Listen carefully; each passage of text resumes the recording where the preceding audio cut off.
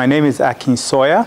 I'm the Executive Secretary and co-founder of the Agricultural Fresh Produce Growers and Exporters Association of Nigeria. Okay, so I think the first half of the question deals with identifying profitable markets.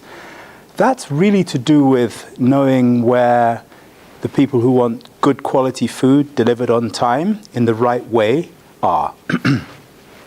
These tend to be, if it's for end user, tend to be hotels. They tend to be international hotels, restaurants, high caliber restaurants, supermarkets. You know, in Africa, what we would call the organized marketing sector for food, where food is bought to be processed at home. And it's really about working with those markets and knowing exactly where the people who are prepared to pay for good food either live, work, or stay. And that's really the starting point. In terms of the physical identification, they could do it through some sort of research on the internet.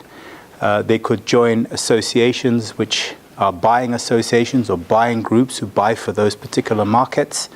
They could follow the chain stores, the ones that want good quality food because they've already advertised the fact that they've got good quality food. If you go to the chains, they may be able to give you good profitability for your produce. Of course, you always have to negotiate because everybody is in it to make as much as they can. But identifying it is one thing. The second half of the question was around good quality food. How can they produce good quality food? Well, good quality food, first of all, is about attaining specific standards. So it's about being able to say, this orange, this apple, this banana, this cereal is of a standard that is acceptable to anybody anywhere in the world as something that they would be prepared to consume.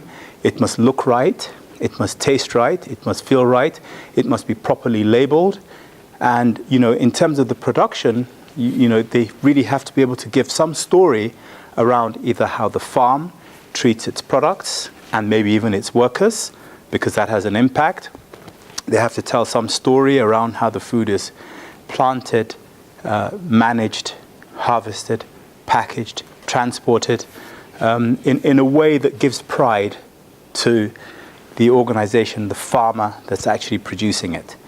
That speaks of quality, and that's really how I would advise farmers, entrepreneurs to look at, you know, the approach from the market. Some people buy with their eyes, some people buy with what they taste, some people buy from the way it's presented at the location where they're buying it, either on the plate or on a shelf.